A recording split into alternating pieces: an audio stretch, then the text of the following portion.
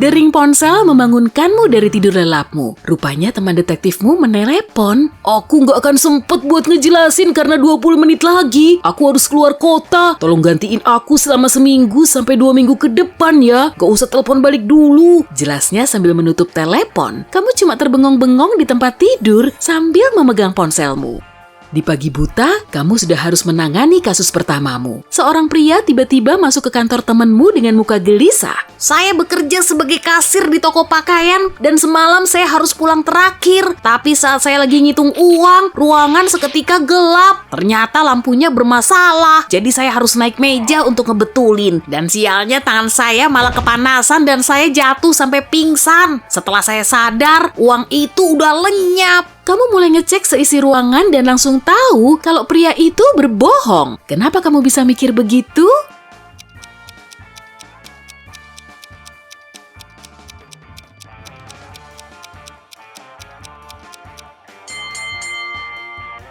Di ruangan itu terpasang lampu LED, jadi nggak akan mungkin bisa panas.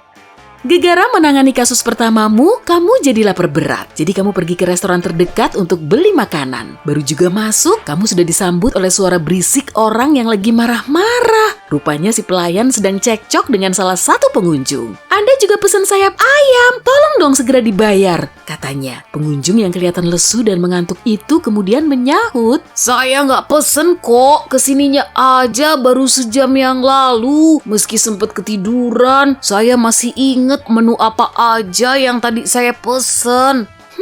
Terpaksa deh kamu perlu turun tangan. Anda pasti tahu kan kalau mas ini nggak mungkin pesen sayap ayam itu? Tanyamu. Gimana kamu bisa tahu?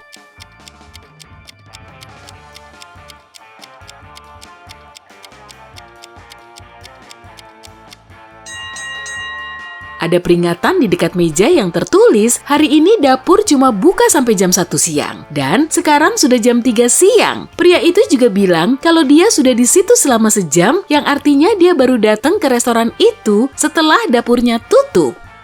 Karena insiden barusan, akhirnya kamu beli makanan di tempat lain. Dan ketika memasuki kafe, kamu melihat ada cewek yang lagi nangis. Saat saya lagi nyebrang jalan, tiba-tiba ada cewek yang ngerampas tas saya lalu kabur. Saya lihat dia masuk ke kafe ini, Pak. Bisa tolong bantu saya nyari tas itu? Setelah berada di dalam kafe, cewek itu bilang, wah itu tuh tas saya yang di antara dua cewek itu. Tapi saya kurang ingat sama detail pelakunya. Setelah beberapa saat, kamu bisa nebak siapa malingnya.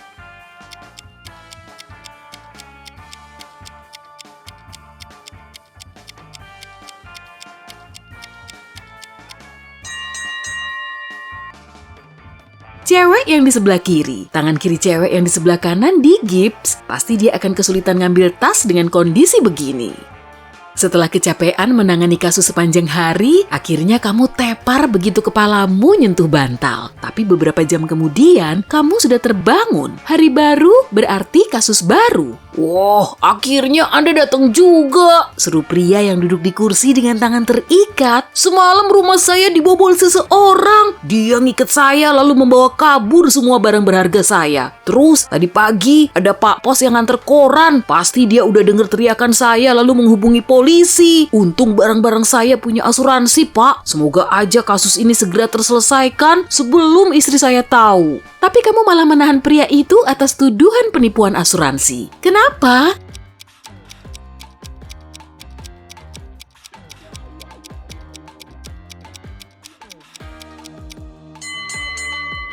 Korannya ada di atas meja di ruangan besar itu, nggak tergeletak di dekat lubang pintu. Pasti sudah ada yang menaruhnya di situ, dan bisa jadi itu ulah si pemilik rumah sendiri atau istrinya yang jadi komplotannya. Setelah polisi tiba, kamu meninggalkan rumah itu. Dan di tengah jalan kamu menerima telepon lagi. Bu Sinta bilang tetangganya yang bernama Bu Mila udah nyolong jemurannya. Wanita itu bilang dia menjemur cuciannya di halaman pada jam 10 dan saat keluar rumah 2 jam kemudian, dia melihat Bu Mila memasukkan jemuran itu ke dalam tasnya. Dasar tukang bohong, buat apa saya nyolong jemuran segala? Bentak Bu Mila. Setelah mengamati TKP, kamu membawa Bu Sinta ke kantor polisi karena telah memfitnah tetangganya sendiri. Kok kamu bisa tahu sih kalau Bu Sinta bohong?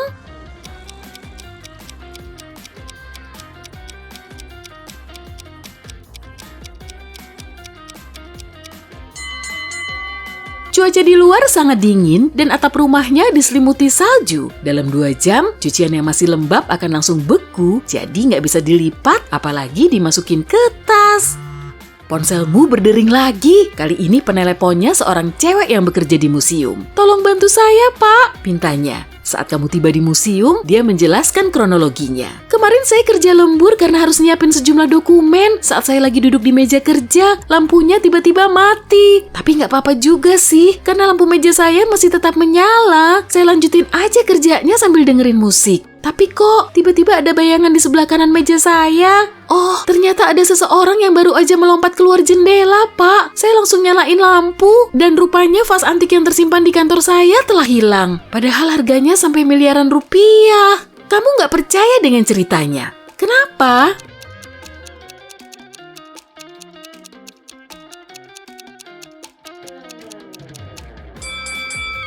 Kalau lampu yang menyala cuma lampu meja di depan cewek itu, bayangan di sebelah kanan meja nggak akan terlihat.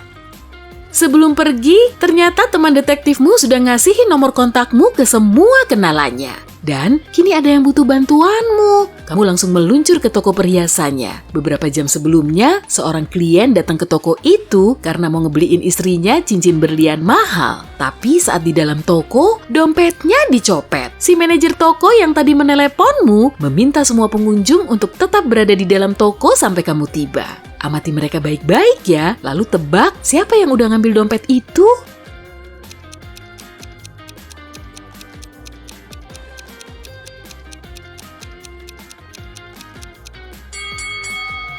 Cowok yang di tengah, lengan kanannya diperban, tapi perban itu terlilit di luar lengan jaketnya, bukan di dalamnya seperti yang biasa terlihat pada perban asli. Kamu mengetuk pintu kokoh bercat coklat di sebelah mbak-mbak yang kepalanya diperban. Setelah pintunya dibuka, seorang cowok muncul di ambang pintu. "Permisi," katamu. "Sekitar sejam yang lalu pot tanaman Anda jatuh dari jendela, lalu mengenai kepala Mbak ini. Saya sampai harus membawanya ke rumah sakit loh. Sekarang dia sudah diobati, tapi Anda harus bayar kompensasi. Boleh kami masuk?" Cowok itu seketika pucat pasi, tapi tetap membiarkanmu masuk. "Gak akan mungkin lah, jendelanya kan tertutup. Ini juga saya baru aja pulang. Malahan baru sampai sekitar 2 menit sebelum Anda datang." Kamu tahu, cowok ini lagi ngadi-ngadi dan segera menghubungi polisi. Gimana kamu bisa tahu?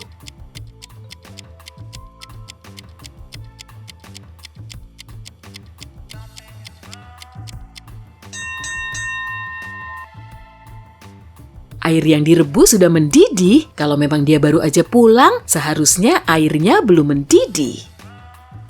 Temanmu yang jadi pemilik toko swalayan membutuhkan bantuanmu. Angin telah meniup selembar uang kertasnya, dan setelah dicari-cari, uang itu hilang tanpa jejak. Dia yakin salah satu pelanggan telah mengambilnya, tapi nggak ada yang mau ngaku. Kamu pun meminta mereka untuk mendatangi ruang kerja temanmu. "Bagus ya, saya udah dituduh nyuri. Nih, periksa aja tas saya sekarang juga," protes seorang wanita. "Tolong ikut ke kantor saya dulu, nanti bisa Anda jelasin di sana," balasmu. Karena dia nggak mau mengikutimu, kamu segera menghubungi polisi. Kenapa?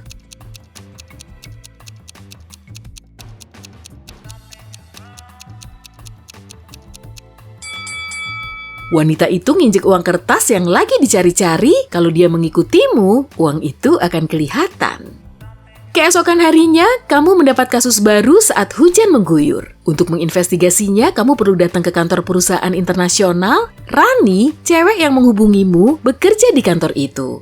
Dia bilang, "Saya baru aja balik dari kantin dan mau masuk kantor lagi. Tapi saya lihat Pak Manajer SDM sudah pingsan di lantai. Sepertinya ada yang mukul kepalanya." Kamu langsung menginterogasi semua orang yang ada di situ. Laura, seorang pelamar, bilang dia agak sebel sama manajer SDM karena cewek ini harus nunggu sampai lama. "Tapi saya nggak akan mungkin lah mukul orang lain. Lagian tenaga saya nggak begitu kuat." Jerry dari bagian pemasaran mengaku dia belum melihat manajer SDM sejak jam masuk kantor karena dia harus ikut rapat dari pagi sampai jam makan siang. Yoga dari bagian lead bank bilang dia bersepeda ke kafe terdekat untuk beli cappuccino dan baru aja balik ke kantor. Kamu tahu kan siapa yang udah mukul manajer SDM itu?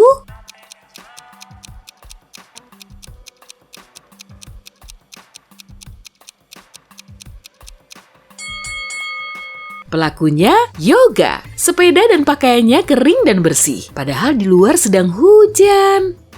Saat kamu melangkah keluar dari kantor Rina, ponselmu berdering lagi. Ada pesan dari alamat nggak dikenal tuh. Kamu segera menuju ke lokasi dan di depan pintu bangunan, kamu sudah disambut seorang cowok. Dia kelihatan gemetaran. Saat memasuki ruangan besar dan gelap, kamu melihat 2 kontainer berisi cairan bening dengan 2 cewek. Mereka kelihatan sangat mirip. Salah satu dari mereka istri asliku, tapi aku nggak tahu yang mana. Dan aku cuma boleh membuka 1 kontainer. Kamu berjalan mengitari kedua wanita itu sambil ngecek, lalu kamu menunjuk salah satunya sambil berseru. Istrimu yang ini. Gimana kamu bisa tahu?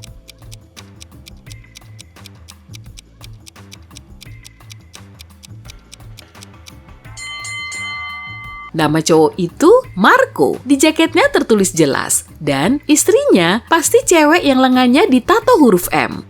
Lagi-lagi ponselmu berbunyi. Rupanya ada pesan lain dari teman detektifmu. Isinya cuma 1 kata. Tolong! Tapi lanjutannya ada di teka-teki lain ya.